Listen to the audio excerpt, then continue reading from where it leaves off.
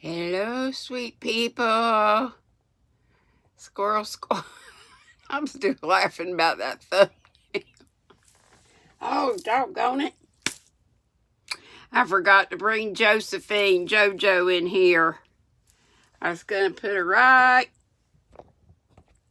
here. Looky here, I got me a whole wall where I'm going to put up all my cards y'all have sent. And then when I run out of room there, I can go here. I got this deal to put over here somewhere so I can, on this wall.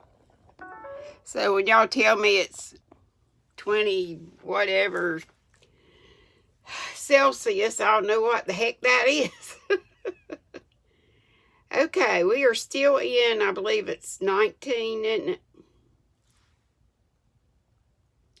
Hey, Katerina. Granny Sweets, get ready to read long. Hope. That night, Colin slept without once awakening, and when he opened his eyes in the morning, he lay still and smiled without knowing it. He smiled because he felt so curiously comfortable. I don't know what it is about this. Every time I start to read, it just collects, right?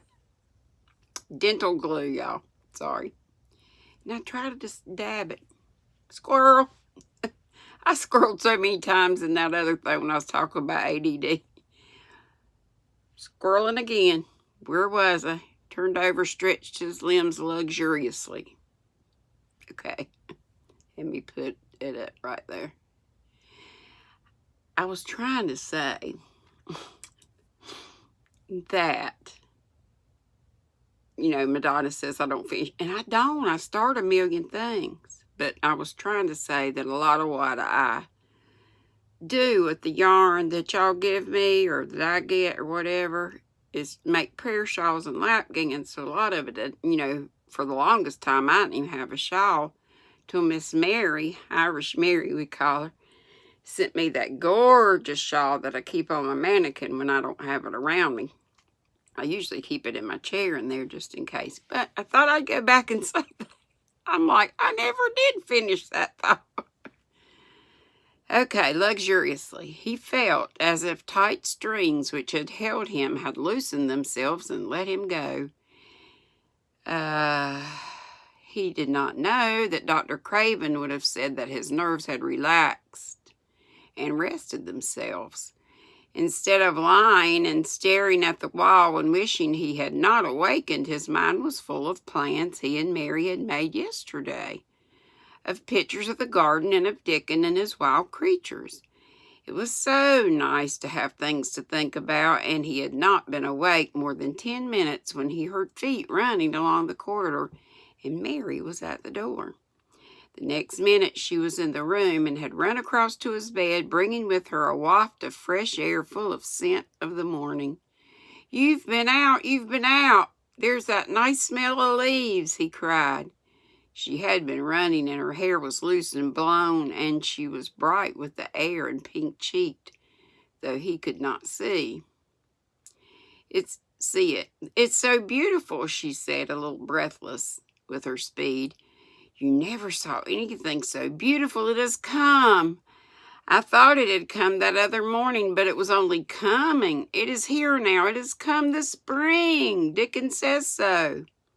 "Has it?" cried Colin, and though he really knew nothing about it, he felt his heart beat. He actually sat up in bed. "Open the window," he added, laughing half with joyful excitement and half at his own fancy.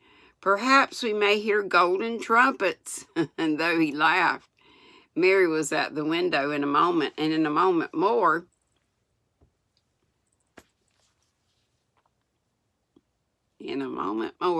it was opened wide, and freshness and softness and scents and bird songs were pouring through. "That's fresh air," she said.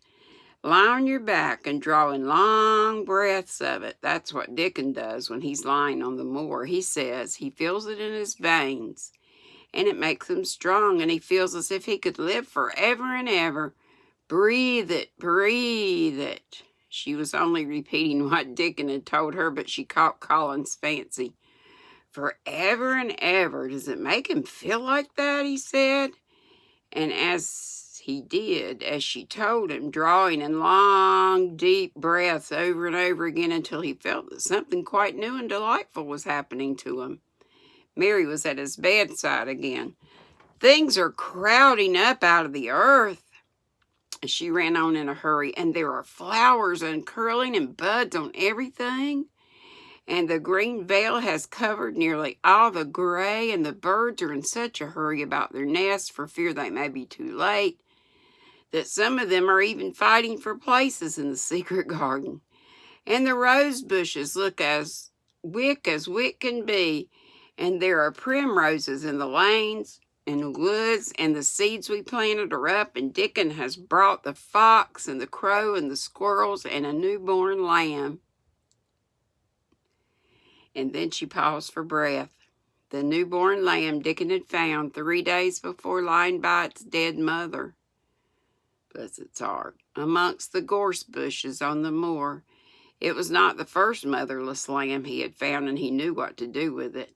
He had taken it to the cottage wrapped in his jacket, and he had let it lie near the fire and fed it with warm milk. It was a soft thing with a darling, silly baby face and legs rather long for its body. Dickon had carried it over the moor in his arms, and its feeding bottle was in his pocket with the squirrel. And when Mary had sat under a tree with its limp warmness huddled on her lap, she had felt as if she were too full of strange joy to speak. A lamb, a living lamb who lay on your lap like a baby. She was describing it with great joy, and Colin was listening and drawing in long breaths of air when the nurse entered. She stared a little at the sight of the open window. She had sat stiffly in the room many a warm day because her patient was sure that open windows gave people cold. "Are you sure you're not chilly, Master Colin?" she inquired. "No," was the answer. "I'm breathing long breaths of fresh air. It makes you strong. I'm going to get up to the sofa for breakfast. My cousin will have breakfast with me." The nurse went away, concealing a smile, to give the order for 2 breakfasts. She found the servants' hall a more amusing place than the invalid's chamber, and just now everybody wanted to hear the news from upstairs. There was a great deal of joking about the unpopular young recluse who, as the cook said, had found his master, and good for him. The servants' hall had been very tired of the tantrums, and the butler, who was a man with family, had more than once expressed his opinion that the invalid would be all the better for a good hiding, good beating. When Colin was on his sofa and the breakfast for 2 was put upon the table, he made an announcement to the nurse in his most Rajah-like manner. "A boy and a fox and a crow and 2 squirrels and a newborn lamb are coming to see me this morning. I want them brought upstairs as soon as they come." He said, "You're not to begin playing with the animals in the servants' hall and keep them there. I want them here." The nurse gave a slight gasp and tried to conceal it with a cough. "Yes, sir," she answered. "I'll tell you what you can do," added Colin, waving his hand. "You can tell Martha to bring them here. The boy is Martha's brother. His name is Dickon, and he is an animal charmer." "I hope the animals won't bite, Master Colin," said the nurse. "I told you he was a charmer," said Colin austerely. Charmers' animals never bite. There are snake charmers in India," said Mary, "and they can put their snakes' heads in their mouths." "Goodness," shuddered the nurse. They ate their breakfast with the morning air pouring in upon them. Colin's breakfast was a very good one, and Mary watched him with serious interest.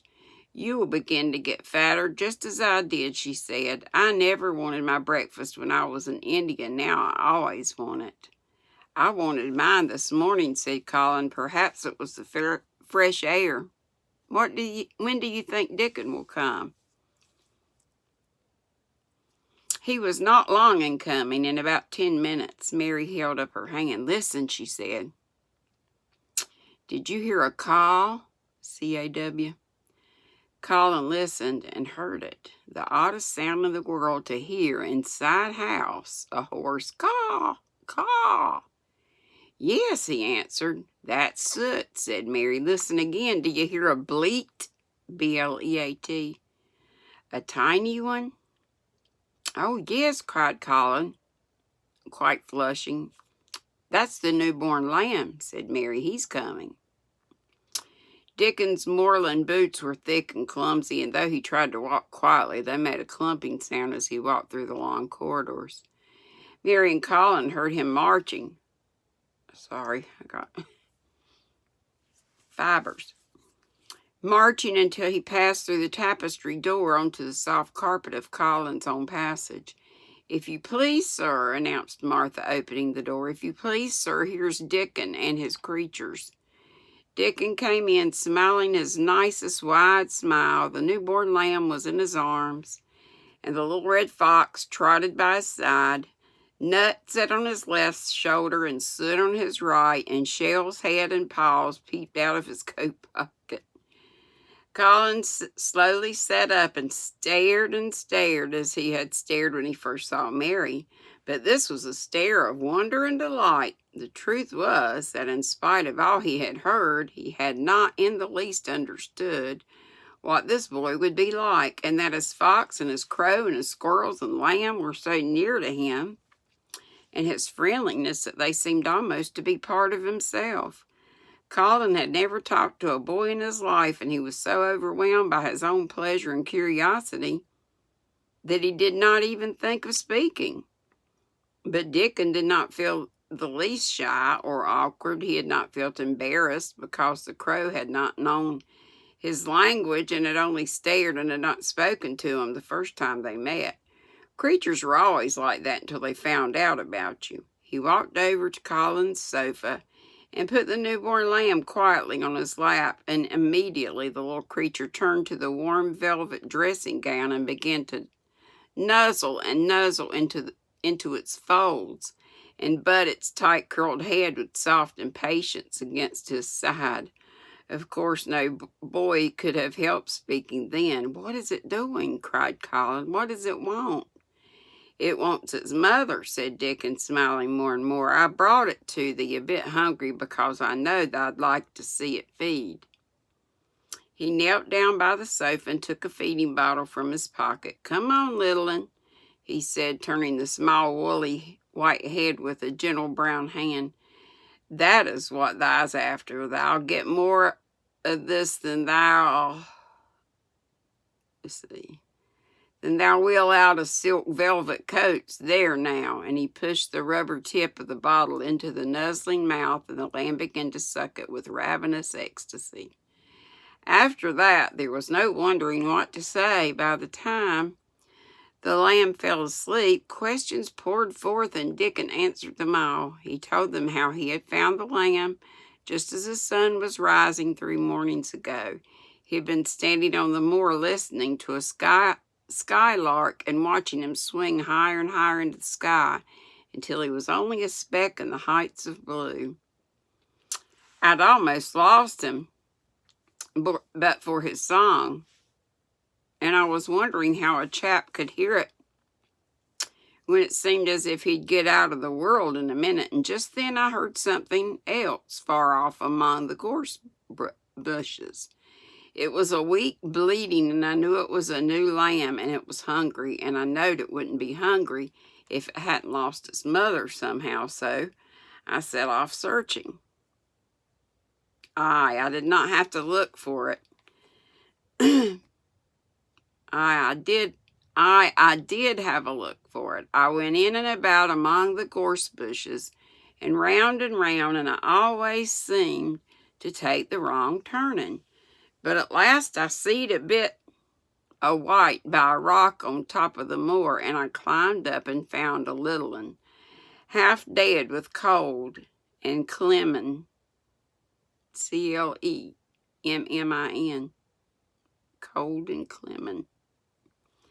While he walked, Soot flew solemnly in and out of the open window and called remarks about the scenery, while Nut and Shell made excursions into the big trees outside and ran up and down trunks and explored branches.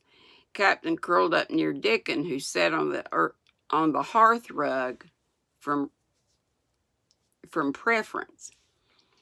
They looked at the pictures in the gardening books, and Dickon knew all the flowers by their country names and knew exactly which ones were already growing in the secret garden. I couldn't say that their name, he said, pointing to one under which was written, Aquilegia, but us calls out a columbine. And that there one, it's a snapdragon, and they both grow wild in hedges, but these is garden ones, and they're bigger and grander. There's some big clumps of columbine in the garden. They all look like a bed of blue and white butterflies fluttering when they're out. I'm going to see them, cried Colin. I'm going to see them.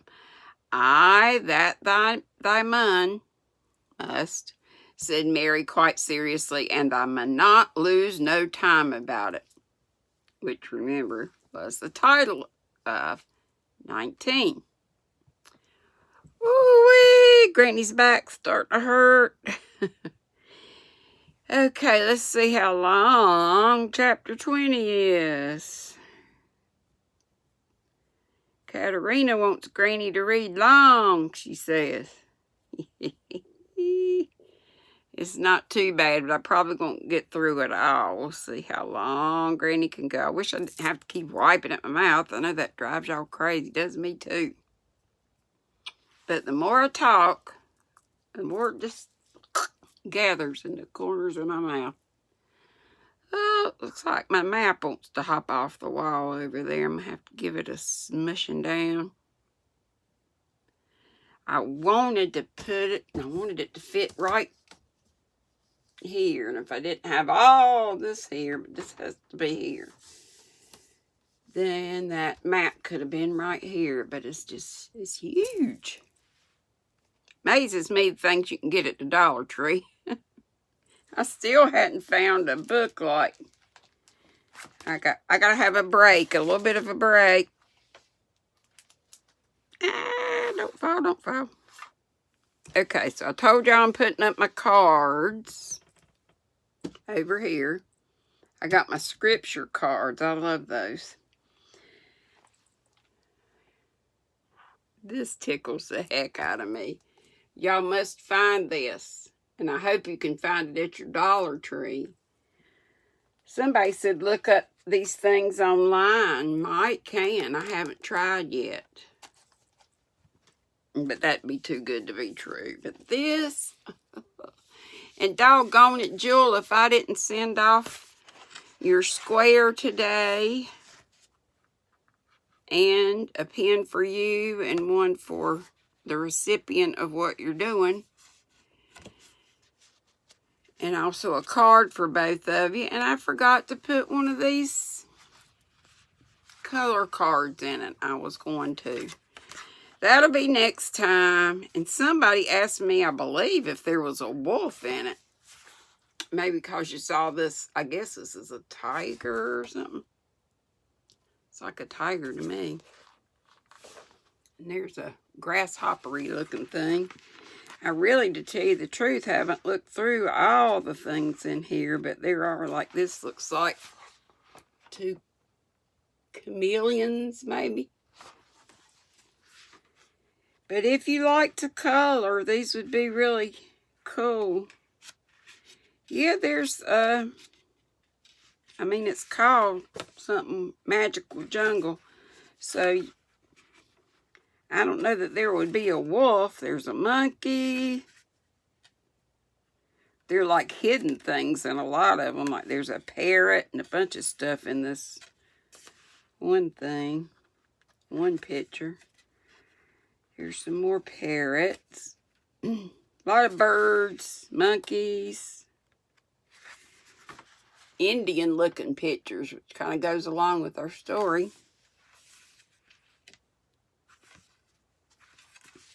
Pretty butterfly. Papillon. Here's a tiger.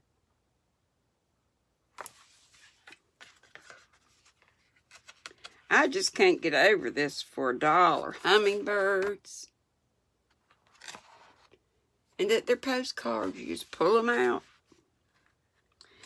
So, I had meant to send Jewel one with the Happy Mail. I mean, you know, that was kind of like a... Not really a true Happy Mail, but I could have stuck it in there, and I went doggone as soon as I had come from the post office. I need to put it in there right where I... Oh, looky here. That looks like a...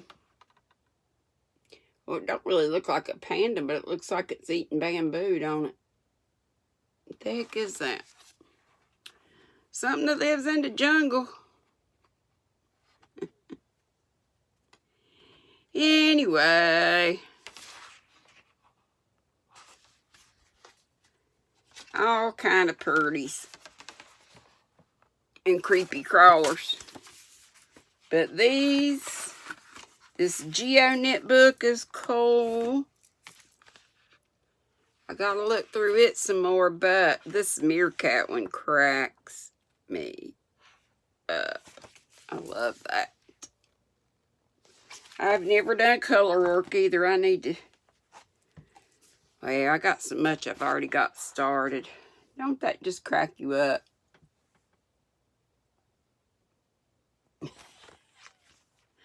Who thinks up this stuff? Sue Stratford did. Oh my gosh, there's 1, 2, 3, 4, 5. 1, 2, 3, 4. There's 20 of them in here.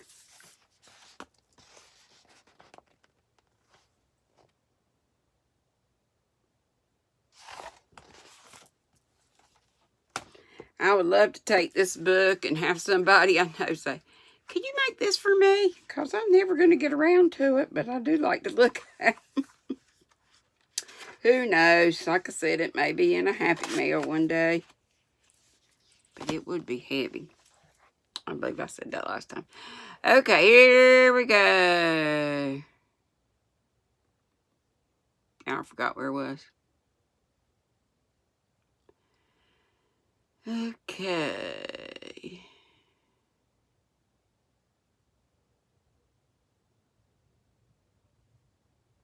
I must have really moved this thing around.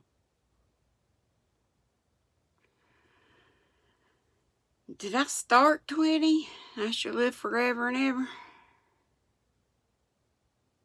I don't think I did. Yeah, I was just looking at how long it was. But they were obliged to wait more than a week. Okay, it was called I Shall Live Forever and Ever and Ever. But they were obliged to wait more than a week because first there was some very windy days, and then Colin was threatened with a cold, which two things happening one after the other would no doubt have thrown him into a rage, but there was so much careful and mysterious planning to do, and almost every day Dickon came in, if only for a few minutes, to talk about what was happening on the moor, and in the lanes and hedges and on the borders of streams. The things he had to tell about otters and badgers and water rats' houses, not to mention birds' nests and field mice, and their burrows were enough to make you almost tremble with excitement when you heard all the intimate details from the animal charmer and realized with what thrilling eagerness and anxiety in the whole busy underworld was working. "They're same as us," said Dickon, "only they have to build their homes every year, and it keeps them so busy they fair scuttle to get 'em done." The most absorbing thing, however, was the preparations to be made before Colin could be transported with sufficient secrecy to the garden. No one must see the chair carriage, and Dickon and Mary, after they turned a certain corner of the shrubbery and entered upon the walk outside the ivied walls. As each day passed, Colin had become more and more fixed in his feeling that the mystery surrounding the garden was one of its greatest charms. Nothing must spoil that. No one must ever suspect that they had a secret. People must think that he was simply going out with Mary and Dickon because he liked them and did not object to their looking at him. They had long and quite delightful talks about their route. My lights. I need new batteries. I keep forgetting and leaving them on. Dollar Tree. They would go up and down the path. Down one and cross the other and go around among the fountain flower beds as if they were looking at the bedding out plants the head gardener, Mr. Roach, had been having arranged. That would seem such a rational thing to do that no one would think it all mysterious. They would turn into the shrubbery walks and lose themselves until they came to the long walls. It was almost as serious and elaborately thought out as the plans of march made by great generals in a time of war. Rumors of the new and curious things which were occurring in the invalid's apartment had, of course, filtered through the servants' hall into the stable yards and out among the gardeners, but notwithstanding this, Mr. Roach was startled one day when he received orders from Master Collins's room to the effect that he must report himself in the apartment no outsider had ever seen, as the invalid himself desired to speak to him. Well, well, he said to himself as he hurriedly changed his coat, what's to do now? His Royal Highness that wasn't to be looked at, calling up a man he's never set eyes on. Mr. Roach was not without curiosity. He had never caught even a glimpse of the boy, and had heard a dozen exaggerated stories about his uncanny looks and ways and his insane tempers. The thing he had heard oftenest was that he might die at any moment. There had been numerous fanciful descriptions of a humped back and helpless limbs given by people who had never even seen him. Things are changing in this house, Mr. Roach, said Mrs. Medlock as she led him up the back staircase to the corridor onto which opened the hitherto mysterious chamber. Let's hope they're changing for the better, Mrs. Medlock, he answered. Well, they couldn't well change for the worse, she continued, and queer as it all is, there's them as finds their duties made a lot easier to stand up under.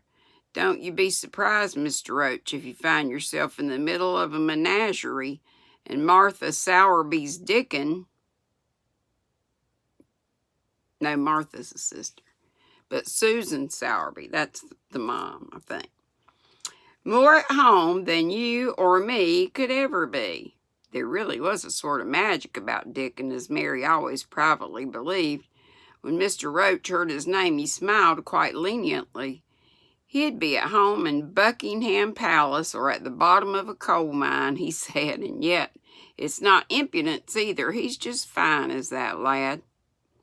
It was perhaps well he'd been prepared, or he might have been startled when the bedroom door was opened. A large crow, which seemed quite at home, perched on the high back of a carven chair, announced the entrance of a visitor by saying, "Caw, caw," quite loudly. In spite of Mrs. Medlock's warning, Mr. Roach only just escaped being sufficiently undignified to jump backward. The young Rajah was neither in bed nor on his sofa. He was sitting in an armchair, and a young lamb was standing by him, shaking its tail in feeding lamb fashion as Dickon knelt, giving it milk from its bottle. A squirrel was perched on Dickon's bent back. Come on. Dickens bent back, attentively nibbling a nut. The little girl from India was sitting on a big footstool. That always makes me think of Madonna's squirrel feeding area. Just watch your nuts. Madonna, you crazy woman. Oh. The little girl from India was sitting on a big footstool looking on. "Here is Mr. Roach, Master Colin," said Mrs. Medlock. The young Rajah turned and looked his servitor over. At least that was what the head gardener felt happened. "Oh, you are Roach, are you?" he said. "I sent for you to give you some very important orders." "Very good, sir," answered Roach, wondering if he was to receive instructions to fell all the oaks in the park or to transform the orchards into water gardens. "I'm going out of my chair this afternoon," said Colin. He's talking about, like a wheelchair. "If the fresh air agrees with me, I may go out every day. When I go, none of the gardeners are to be anywhere near the long walk by the garden walls. No one is to be there. I shall go out about 2 o'clock, and everyone must keep away until I send word that they may go back to their work." "Very good, sir," replied Mr. Roach, much relieved to hear that the oaks might remain and the orchards were safe. "Mary," said Colin, turning to her, "what is that thing you say in India when you have finished talking and want people to go?" "You say you have my permission to go," answered Mary. The Rajah waved his hand. "You have my permission to go, Roach," he said, "but remember, this is very important." "Caw, caw," remarked the crow hoarsely, but not impolitely. "Very good, sir. Thank you, sir," said Mr. Roach, and Mrs. Medlock took him out of the room. Outside in the corridor, being a rather good-natured man, he smiled until he almost laughed. "My word," he said, "he's got a fine lordly way with him, hasn't he? You'd think he was a whole royal family rolled into one, prince, consort, and all." "Aye," protested Mrs. Medlock, "we've had to let him trample all over every one of us ever since he had feet, and he thinks that's what folks was born for."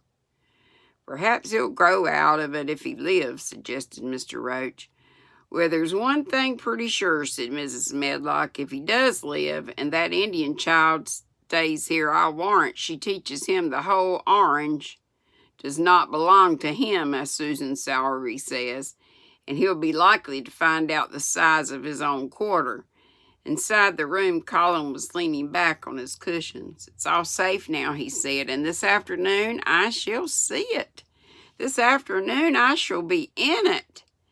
Dickon went back to the garden with his creatures, and Mary stayed with Colin. She did not think he looked tired, but he was very quiet before their lunch came, and he was quiet while they were eating it. She wondered why and asked him about it. "What big eyes you've got, Colin," she said. "When you are thinking, they get as big as saucers. What are you thinking about now?" "I can't help thinking about what it will look like," he answered. "The garden?" asked Mary. "The springtime," he said. "I was thinking that I've really never seen it before. I scarcely ever went out, and when I did go, I never looked at it. I didn't even think about it." "I never saw it in India because there wasn't any," said Mary. Shut in and morbid as his life had been, Colin had more imagination than she had, and at least he had spent a good deal of time looking at wonderful books and pictures. "That morning when you ran in and said, 'It's come,' you made me feel quite queer. It sounded as if things were coming with a great procession and big bursts and wafts of music.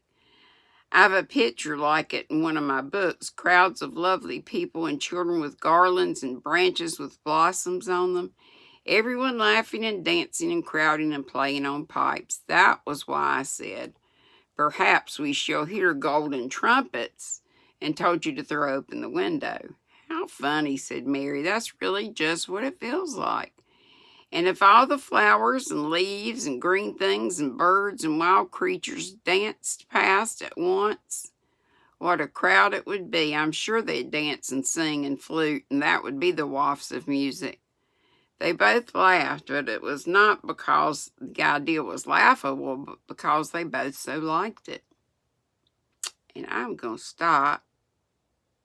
Oh, I'm getting good with this bookmarking thing.